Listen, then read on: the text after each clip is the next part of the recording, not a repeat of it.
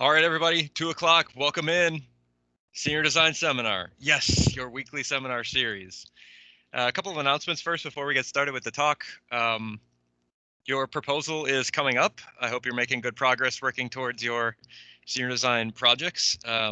Closing in on that proposal date deadline. So just a reminder, the deadline for getting your proposal to me in electronic form is going to be Monday, November 16th. So that's 2 weeks from yesterday. Man, that's coming up fast. So hopefully you and your advisors are sort of working out all the details for how your proposal is going to go. And I just need an electronic copy of that in my email inbox that Monday by the end of the day. Okay, so that's really the only announcement. And without further ado, I want to bring in our speaker for today, and that's Mr. Kyle Greunke, who is from Milwaukee Tool. He's going to talk to us today about some of his experience working at Milwaukee Tool in design engineering, and also he's recently been promoted, I think, to project leader. Is that right, Kyle? Yep. Cool. So I guess without further ado, I'll turn it over to him and let him take over. So go ahead, Kyle. All right, thanks, Dr. Hart. Appreciate being able to be here for you guys today. If there's any questions while we're going through this, feel free to just hop right in. Yeah, you guys can just pop that into the chat, and we'll do that. Oh, it looks like you muted yourself, Kyle. Maybe on accident. I think the chat might be disabled for me. So if I don't answer it right away, just have someone jump in. Yeah, I'll keep an eye on it, and I'll pop in if it's pertinent. Awesome, thank you. All right, so I'm going to talk to you a little bit about Milwaukee Tool and some of the experiences I've had in the last couple of years working here. I'm going to share my screen quick. Let me know when you guys can see it. Looks great. Awesome. I'm going to restart this because it's not working. Love the background, by the way. All right, can you still see the introduction slide? We do not have it. I do not have it, no. All right, let's try again. How about now? Yeah, it looks good. Good deal. So like Dr. Hart alluded to, my name is Kyle Greunke. I am a graduate of MSWE class of 2016, BSME. Started out at Milwaukee Tool as a design engineer working on rotary hammers. So the two middle pictures you see here and the one on the left are 3 different rotary hammers I was able to work on. More recently, I was also able to work on the cordless MX Fuel jackhammer or breaker. So a couple different opportunities, but as you see, most of them involve concrete.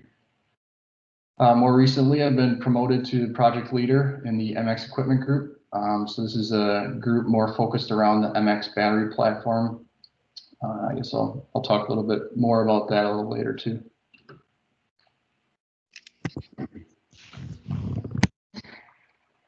So just a little bit of background of on Milwaukee Tool. At Milwaukee Tool, we really look at ourselves as a full job site solution for the end user. So a lot of the products and projects we're pursuing are with these professional trades in mind. So we have a couple of them listed here: electrician, remodeler, plumber, MRO, HVAC. There's a lot of subgroups to those, but these are the people that are using these products 8 to 10 hours a day, really pushing the tools to their limit. And that's kind of the group that we target in order to make sure that we're achieving the quality that's expected from the Milwaukee brand. So some items on here that some of you may not be familiar with is upper left, we have the pack out. So Milwaukee is... Are you trying to share some slides? They're not really coming through if you're still trying to do some slides. How about now? There you go. That's good. I hope I don't have to represent every slide, but we'll make it work. So yeah, as I mentioned, these are the 4 core trades we're looking at targeting for an end user. The pack out, which I mentioned in the upper left-hand corner, is a more recent add to the product list. We've been getting into heated gear and apparel. Lighting and lifestyle in the lower right-hand corner has been a huge area for us in the last couple of years. And then our core power tools, M18, M12, and MX. So we will try this. Yeah, it looks good. Awesome. Sweet. So a little bit of history around Milwaukee Tool. I think this gets skipped a lot of times, but Milwaukee Tool actually was founded before 1924 when Henry Ford went to a local tool and die maker, A.H. Peterson was his name, and said, "Can you build me a drill that'll allow me to improve efficiency on our product line?" He came up with a portable, lightweight, full metal version in the lower left-hand corner there. Coming in at a light 5 pounds was the optimum drill of its time, and was branded as the hole shooter. So this is really the introductory of the Milwaukee brand as we know it. Shifting over to 1923, A.H. Peterson had continued to work with Ford, but there was a fire that actually had taken down their manufacturing plant. He was forced to liquidate all of his assets to his partner at the time, which was A.F. Siebert. And A.F. Siebert then rebranded it as what we know today as Milwaukee Electric Tool. So some notable design and developments from Milwaukee Tool throughout the years. We've got the right angle drill you can see in the center of the screen here. That was developed in 1949 and was really the introductory to trades for Milwaukee. So really focusing on trade specific tools. And then in 1951, the development of the first reciprocating saw in the Sawzall. So many people call any reciprocating saw the Sawzall because the birth of the Sawzall was from Milwaukee and theirs was branded the Sawzall. But yeah, it's been about 70 years now, it's still going strong. Since then, Milwaukee has seen quite a bit of growth. So we have about 4,500 employees globally, 13,000 or 4,500 in the US, 13,000 globally, multiple different manufacturing locations. And to say the growth is outstanding is an understatement. So to give you guys an idea, when I started 4.5 years ago, there were 30 mechanical engineers in my group. We are going to hire the 150th in the next couple of weeks. So a lot of growth, a lot of expansion, and it's just brought about many opportunities for us. So just to give you guys a little insight on some of the solutions we have for the end user, Milwaukee has really branded itself based off of the M18 and M12 product lines. So here's an example of all the tool offerings we have for the different core trades. And obviously some of them, these aren't all individual tools. Some of the stuff in the right-hand corner is the same in the left, but all of these tools can operate on 2 different batteries. So that's the big win, is being able to use all your different tools whenever you need to, pull a tool out of your truck and just slap on a battery. That diversification and ease of use is super important. Some of the newer stuff we've been getting into is transportation. So kind of automotive related stuff. In the past, we haven't focused on it, but now we are making mechanic dedicated tools. Pack out, like I talked about before, has been outrageous. There is literally an issue with this product line that we cannot keep them off back order. We cannot make them fast enough. So I would very much expect to see a lot of new products coming in that line soon. And then the big one I'm excited about, MX. So this is the new battery platform. It's an 80-volt battery platform.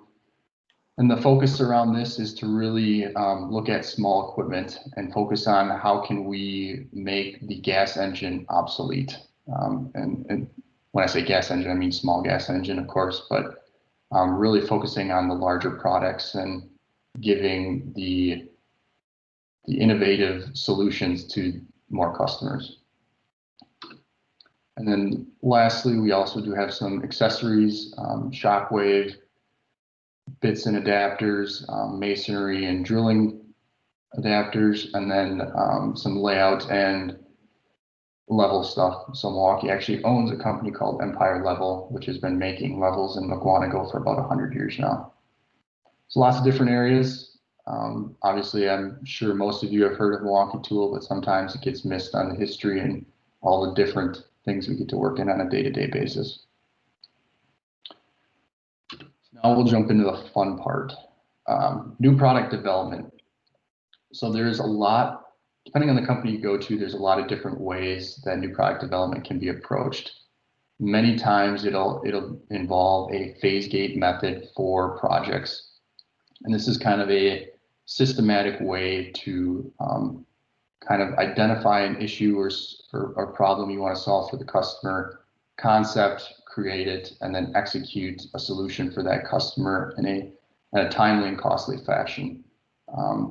We're obviously bound by the constraints of capitalism and being competitive with others. So the more we can refine and get good at this, the better it is for everyone.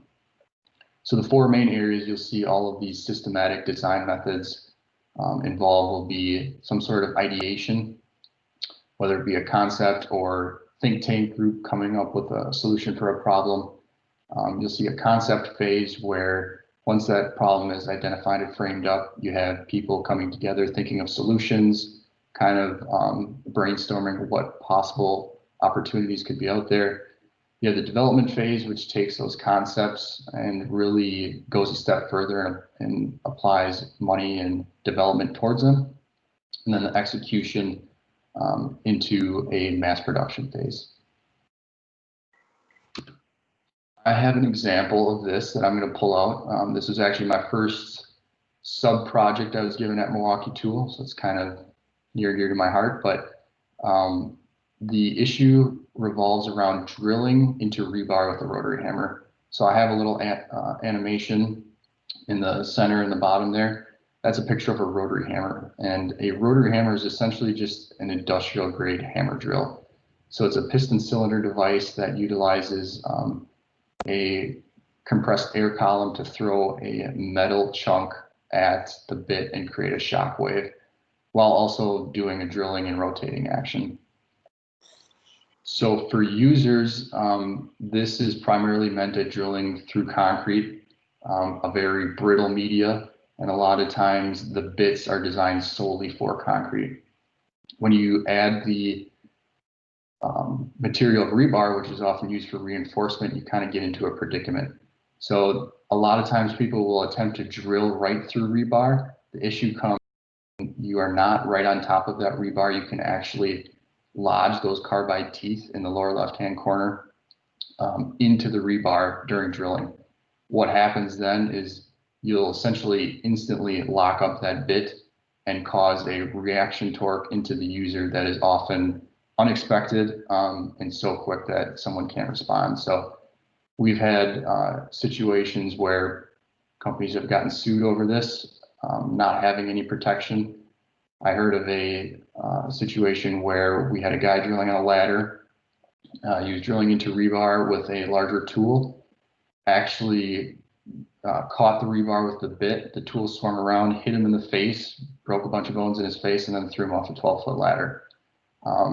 So when you talk about litigation and the monetary response to something like that, this becomes a very interesting and necessary addition to most tools. So this is kind of our idea. The solution that we did implement and what many other tool companies have implemented is an anti-kickback sensing and shutdown. In particular, the solution that we came up with was an electromagnetic clutch. Got our idea. We've got our focus set. We kind of need to build the guidelines and outlines around that idea now. So we need to start to put together concrete definition of what success looks like. So for performance, we had some feedback from the marketing group, and we did some research on ergonomics and user feel, and we came to the conclusion that 45 degrees should be our target for when we should be able to stop that tool and prevent someone from getting hurt.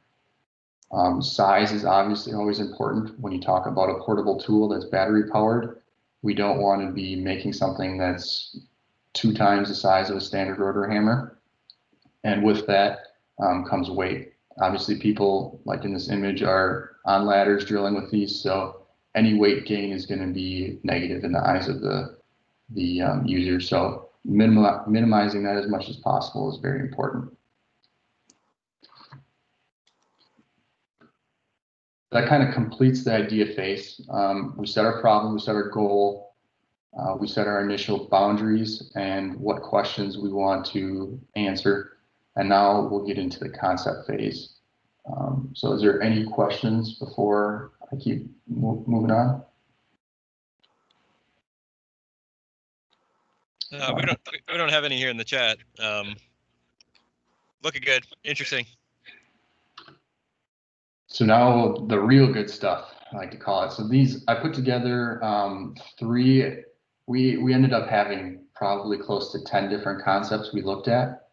There were 3 leading concepts that we really focused on. We thought they could be either disruptive in nature, meaning it brings a new value proposition to the user, or could solve the solution better than what others have in the past. So the first one is a electromagnetic ball detent clutch. So if you look at this cross section of the tool here, and I'll pull up a laser, in this lower left-hand corner is what we call a mechanical clutch. By regulatory means and necessity, all tools need to have that. Essentially is what we're doing is in this design, we're including an anti-kickback clutch and a mechanical clutch into one system that will then be placed near the front of the tool. So in this design, we have our 2 guides for the balls. And essentially the way this works is you have an electromagnet behind 2 ferromagnetic pieces. When the electromagnet is powered on, that'll create a normal force holding these 2 plates together. If someone were to input a spindle torque higher than what that normal force could hold, there is some small ramps in here that these balls will actually climb over the top and engage a clutching mechanism. And essentially this would act as twofold into prevent a torque overload situation. And also we would be able to control when we turn that electromagnet on and off if there was a loss of control situation. So we did have some issues with this one, and the main one being the repeatability on this due to hysteresis of the materials, and magnetically hard material was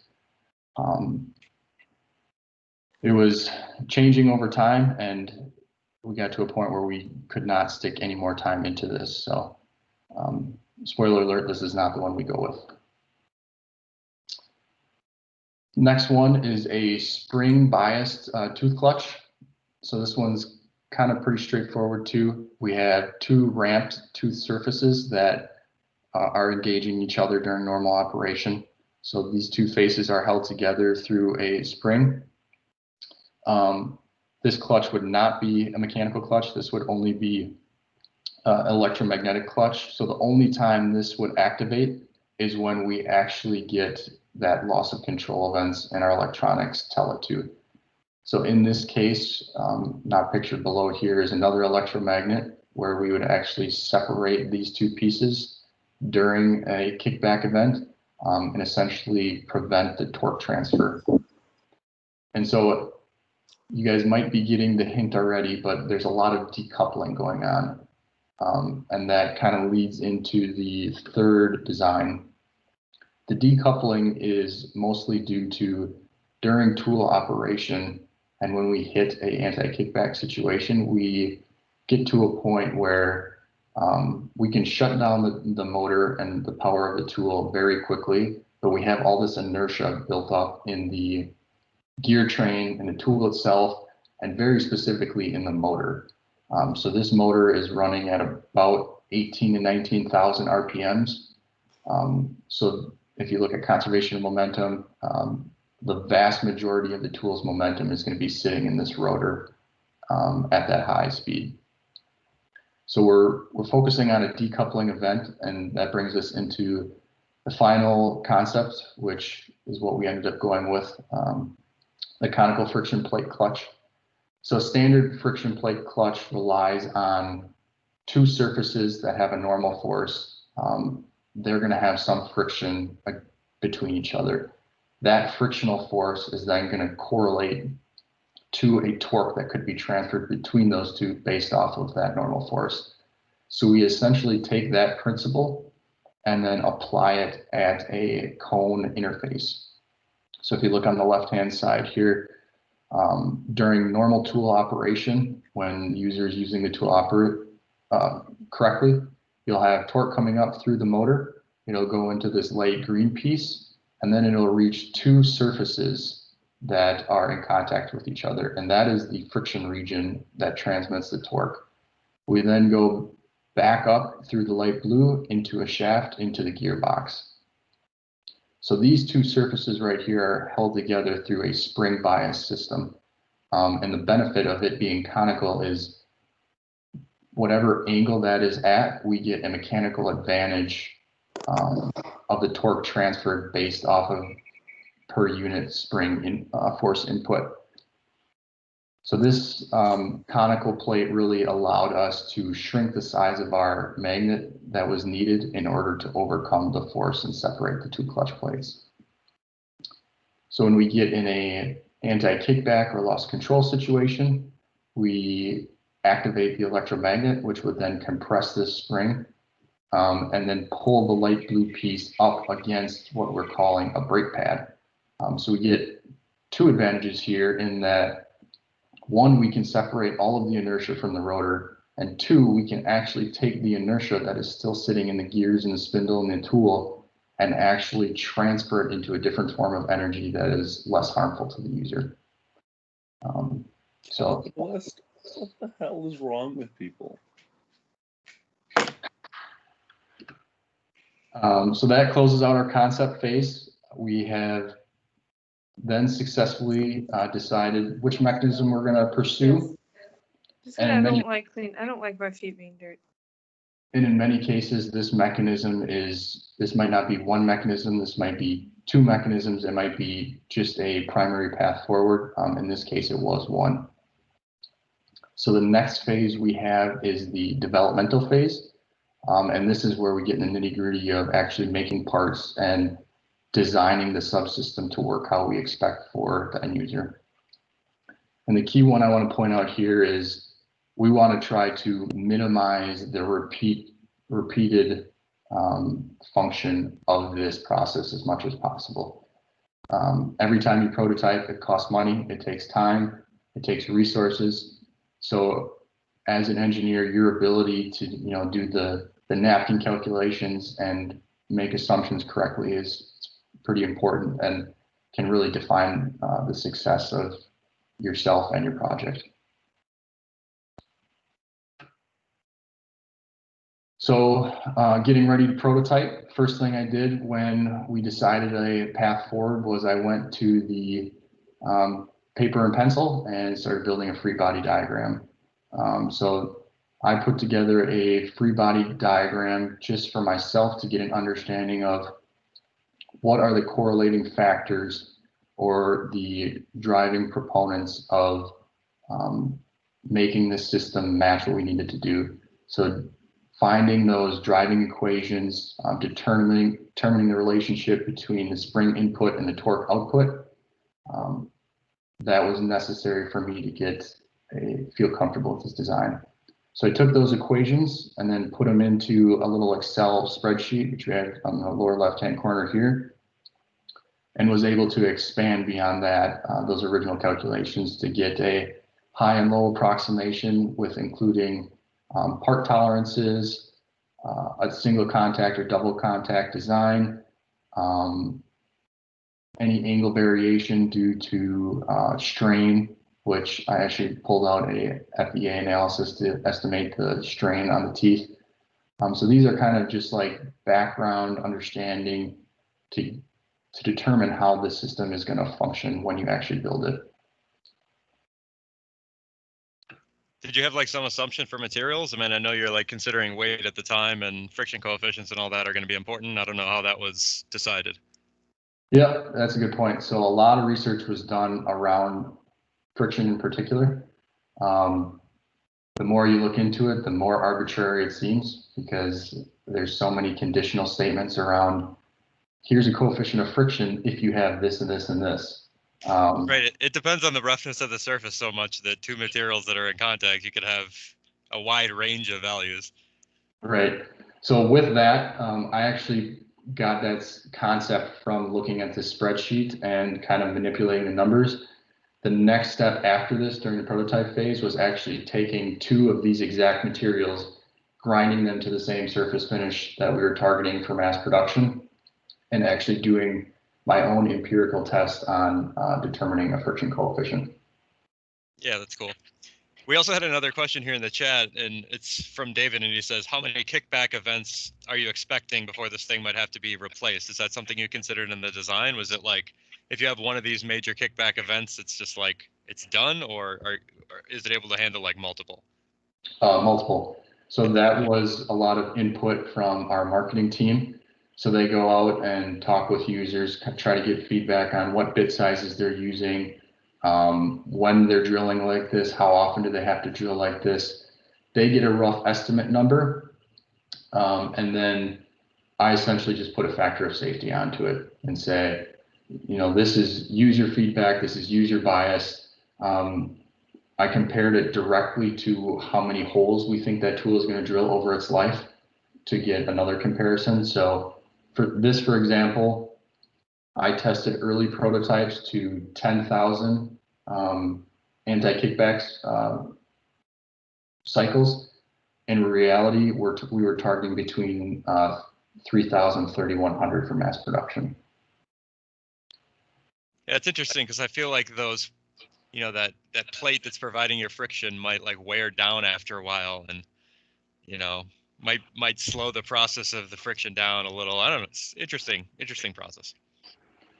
That's so there's a lot of interesting research. I ended up going down a rabbit hole with regarding where the energy actually goes during this entire process, specifically in the braking portion of it. So if we go back to that slide here. So when we get in a braking situation, the static coefficient here is relatively consistent because we don't get a lot of wear because these parts are extremely hard. Sure. But we have a lot of relative motion at very high rates of speed in this braking region. And I actually took some microscope pictures of, and I have a theory that on a micron layer, there is almost an instantaneous heat transfer situation where you are turning some level of that material into a liquidous film in order to dissipate that energy super quick. I had found a couple NASA papers that backed it up, but as long as it works, that's the end function, right? So we ran into quite a few issues getting that brake hard enough to prevent it from galling and actually welding itself to the plate or towards the end of life. But we got tricky. I actually had to come up and do some research on a custom heat treat process that would allow us to get super hard surface. But yeah, there was a lot of stuff involved with that. Interesting. Cool.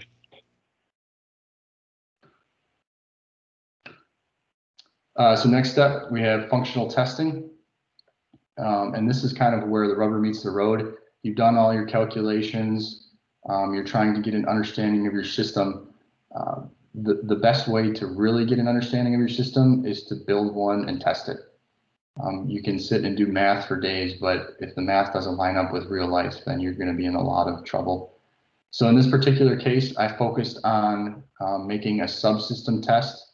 So in this picture we have in the lower left here, I took a drive motor out of an existing rotary hammer, built a prototype electromagnet and clutching system, and then actually bought an off-the-shelf motor, essentially shorted the two terminals to create a load motor and act like a generator, and was able to create a mock load setup outside of a tool to really test this and see how far we could push it till it fails.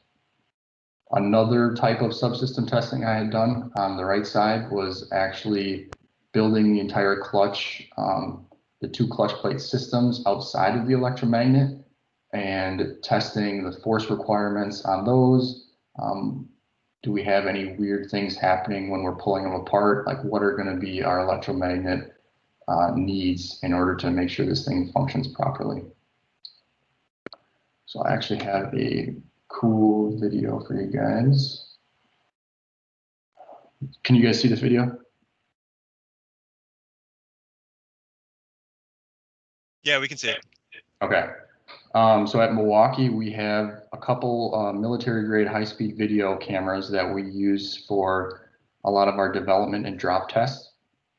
So this actual triggering of the system and the electromagnet happens so fast that from actuation to tool stop is about 30 milliseconds. So in order to really assess how this thing operates and get an understanding of the mechanical response, we threw it on the high-speed camera. So I'll go ahead and play this. You'll see in the bottom corner here, a light will flicker on, and that is when we are powering up the electromagnet. Afterwards, you will see the clutch separate and the plate go into the braking mode. So the light's on, and then we have our delay, and then we have a shift back in the plate in the system. So it's just kind of a cool way to analyze and actually visualize the system and how it's operating. And this actually allowed me to correlate mechanical response and then to an electrical response. So the videoing of this system was actually followed up with, or done in parallel with. Can you play it one more time? Sure. I was curious how much it actually rotates before it stops. I think the mass production version was around 6 or 7 rotations. This one is actually missing the brake pad. As you see here, that brake pad impeded my view, so I ended up pulling it off. It's cool. But the benefit we get here is where we put this on the tool is right above that motor. The motor has a 26:1 gear ratio with the spindle. So every 26 rotations here, we get a full rotation of the spindle. Right, so if it's 6 rotations, you're probably only going 90 degrees, maybe 45 degrees. I don't know, somewhere in that range, I guess. Yeah. MP, we were able to get a sample of 5 tools on a kickback situation to go about 43 degrees. So, but the interesting part of that video too was then we were able to plot over a mechanical response onto an electrical response and really define our driving factors of the system. So in the lower left-hand corner, I have an oscilloscope plot of that exact video you guys looked at. And you can see this is current versus time. The current response, as you increase current, there's a drop, and that actually correlates to a change in inductance of the system. So as soon as you start to pull that metal plate into the electromagnet, you induce a secondary magnetic field, which counteracts the original magnetic field, inducing an inductance in the coil, and it increases the reactance of the total electronic response. So this hump right here directly correlates to actuation of that clutch plate. So knowing this going forward, I don't have to do high-speed video ever again. I throw an oscilloscope on a tool and we can just check where this hump is, make sure it's happening at the correct point, and it ended up saving a lot of time finding this information out. But this really helped us define what our response time for the system was, which is very important for understanding your system. A secondary key performance metric we were looking at is force output. So obviously we always need to make sure that whatever force we output from the electromagnet has to be greater than whatever normal force that spring is applying. Otherwise, we don't get any actuation from the clutch and the user is in the same original situation. So plot here shows the steady state force capabilities of our magnet correlated to the pull force requirements, all done empirically. And I will say this is an early plot. This blue line as it sits is now up with a black. So we ended up with a minimum factor of safety of right around 2.5, I believe it was.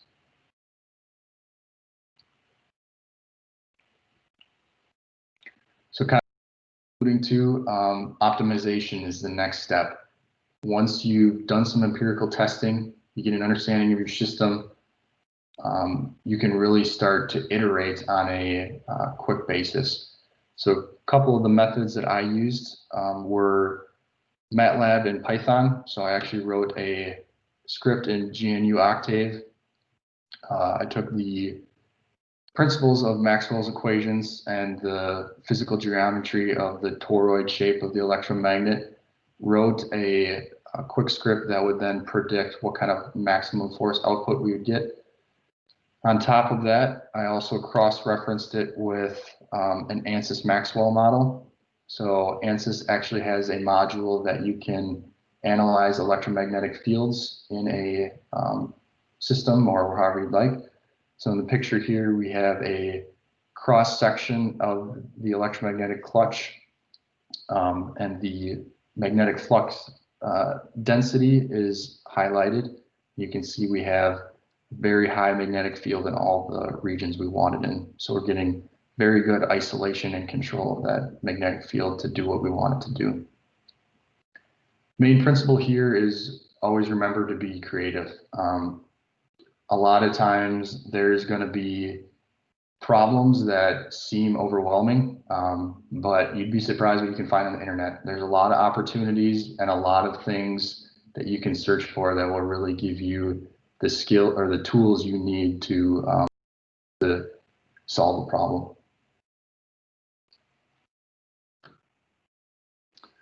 So finally, we've done all our subsystem testing. I'm feeling pretty confident in what we have put together, and we decided to put it into a tool. And so this is our first RP1 tool with a electromagnetic clutch in it. The functional design of the clutch did not change from here to mass production. We had some tweaks in materials and parts just for mounting and manufacturing simplicity and stuff like that, but the general design stayed the same. And that's a lot of the managers and your future managers will love that because you're saving them a lot of time and a lot of money.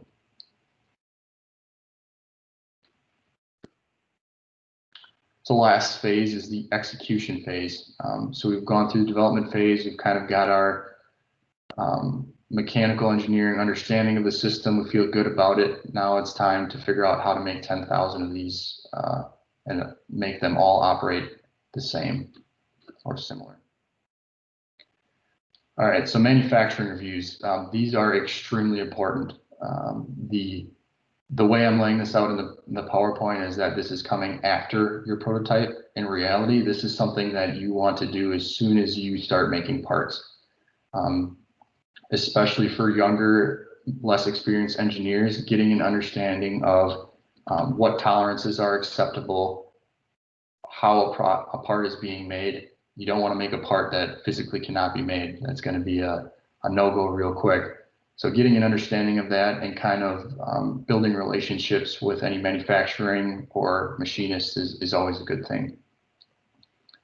One other way we like to track that is through CDAs, so critical dimension analysis.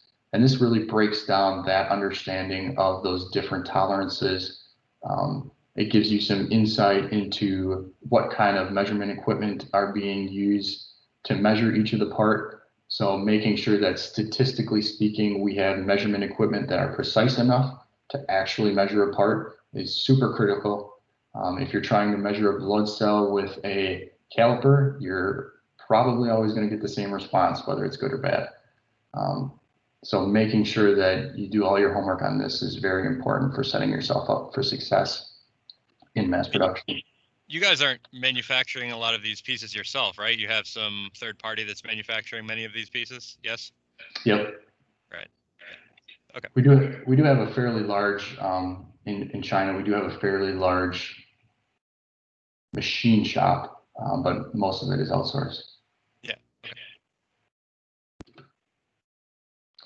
So the final step, or one of the final steps we're going to get to, is test finalization and documentation. So we've been designing this entire system. You know it like the back of your hand at this point. This might be something that's new to world. This might be new to your group in your company. Just might be new to the guy sitting next to you. Either way, the one thing you need to remember is making sure that whatever steps you're taking to test this and ensure the quality, that those same steps gets transferred through after mass production. Whenever this might get handed off to someone else from you, that's super important. So one way we track this at Milwaukee is through a critical to quality matrix. And this is a sheet that is put together that outlines all of the tests we're going to do for a product, puts all of the requirements, and essentially tells us for a technical team, what does good look like? I threw an example up here of for this particular case. So on a tool level, when we test kickback, we do dynamic and static lockup. So I'll show you in a minute, but we built a fixture that essentially takes the bit and locks it up with a couple of car brake pads. Did some high-speed video to try to correlate that to real life. We got the fixture all tuned. From there, moving forward, any tool that was built on the mass production line or need to be tested was going to go through this fixture. Making sure that you're identifying procedures correctly to how you're doing them in the development phase is important, obviously, because when you hand this off, other people don't have the visibility to how this design that you do. And then setting the pass-fail criterion is also extremely important.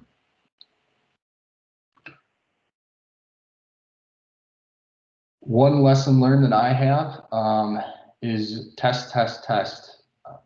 You know, a lot of times as an engineer, you can look at a design and say, I've got it done. We're in tooling, we're good to go. Should be good. The more you test through mass production, the better. You're going to find issues that might arise through something that you can't foresee, whether it be part changes on the supplier side or something along those lines. So the two tests that I talked about before, the dynamic and static lockup, I have some videos here. Okay, so I can play them.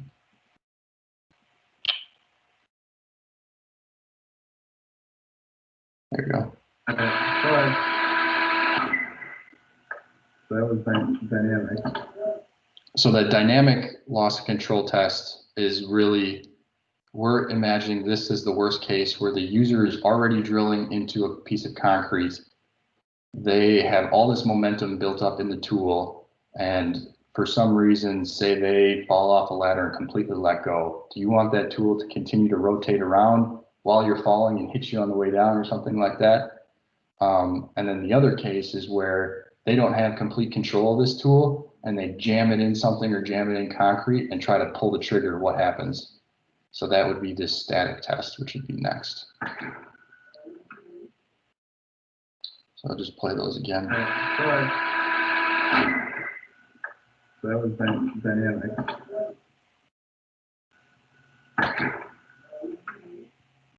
So these two videos here, we had a slight modification to our sensing algorithm afterwards. They are a little more sensitive. That's in mass production right now, but are fairly close. So you have some encoder that's measuring like how far it's moving angularly. Like how are you measuring that angle? Yep, we have a gyroscope and accelerometer in the tool handle that talks with the electronics. And how are you actually stopping the tool, the rotary? You have like a brake, a clutch, something that's clamping it in the test? Yep. So we literally went and bought 2 trailer brakes and hooked up a air compressor system and actuated the 2 trailer brakes. Yeah, it's cool. Backyard engineering, love it. Yeah. And then another important one is production line testing. So for this particular case, because this is marketed as a safety feature, it was very important that all of our tools that leave our production facility have confirmed that they can achieve the performance requirements that we're looking for in this subsystem. So we built a couple subassembly tests. First one on the left is actually that electromagnetic clutch in its own little enclosure that gets bolted onto the tool. After that assembly is done, we test it, make sure everything's operating correctly, and then we go to continue to build the rest of the tool. When we get to the end of the tool, we get to this fixture at the right, which is a full tool fixture that essentially automates the video you just saw. So this is extremely helpful for making sure you don't have to redo anything after you have built an entire tool. It's interesting that you had to like design a test fixture and you had to design these additional fixtures to test your original design. It's kind of a designception almost. Yeah. Yeah, I like that. It's cool. I would say in a typical case, this probably wouldn't fall under the design engineer in a Milwaukee role, but I wasn't complaining when I got to do this. I get to see a different part of the company, so that was kind of cool. Yeah. Cool. And the last part, which is everyone's favorite, mass production. So I like to call this the hands off, walk away. Your manager's happy because money's rolling in, launch is going about, so all the marketing guys are happy, and then you get to watch some YouTube reviews. So threw a quick YouTube review on here of the Rotary Hammer. Can you guys hear this? Or no? Hit rebar or hard aggregate. Yeah, it's okay. Super game changing for users that hit rebar or hard aggregate. Normally, some of our competitive tools will spin over 360 degrees. We've seen wrists take a beating, people falling off ladders. So we really went out to try to fix that issue. So our new electromagnetic clutch is going to shut our tool down after about 45 degrees of rotation to really make sure that user is maximum protected. That is pretty cool. Well, I'm excited. Let's do it.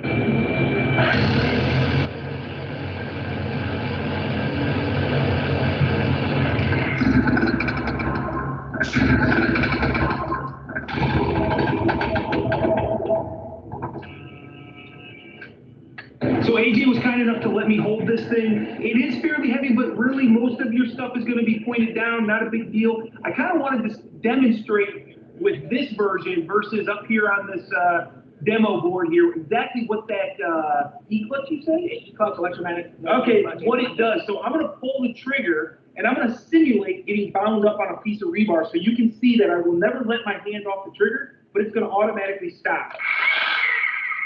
So I never let my hand off the trigger. So that's pretty cool, man. I know. That's our auto stop E-clutch that we're really trying to make users safer out there. Obviously cutting the cord is huge, but guys up on a ladder, you get bound up in rebar and, as you can see, competitive units will spin on you, and that's clearly not safe. So we're trying to that's cool, man. That for sure. That's cool. Now, what size holes would you recommend with this? So just a little fun thing you get to see at the end of your design come to fruition, and at the end I saw this on a Friday and I felt like this cat, so thought I'd throw the meme in there. It's pretty awesome. Love the memes. So. All right, appreciate that. We're rolling up on 250 right now. We got some questions here. If you don't mind, maybe do rapid fire, maybe 20 seconds per question. All right. How long did the entire design process take? A year and 9 months. Yeah. Okay. Awesome. Bobby asks basically the same question. We have another comment here that just basically says, this presentation was neat, thumbs up.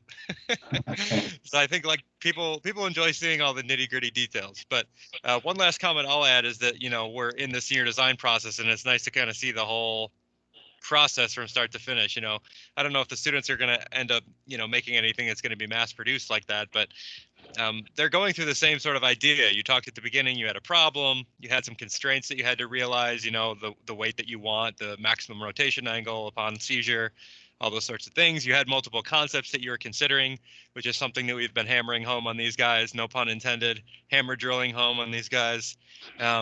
So you evaluated 3 concepts, figured out maybe which one is the best that you want to pursue, and went down that avenue.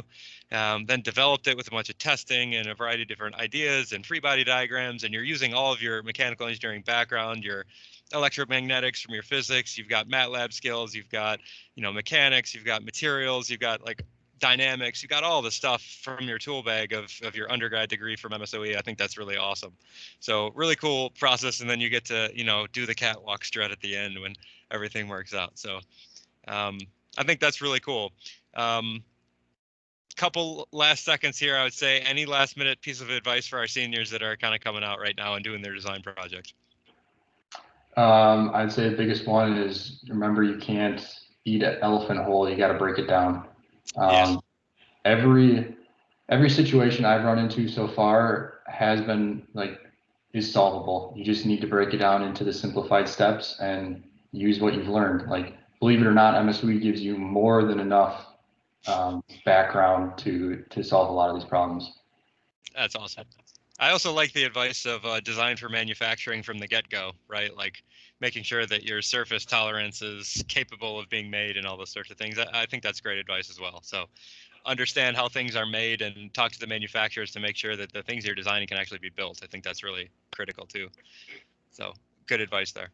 Okay, we've hit time. We need to give these guys a little time to get to their next class in case it's 3 o'clock, but really appreciate you coming in, Kyle. I like seeing the awesome real life example and giving us the full picture. So that was really cool. Thanks a lot. Yep, thanks for having me. Okay, that'll conclude. Thanks for coming, everybody, and we'll see you next week.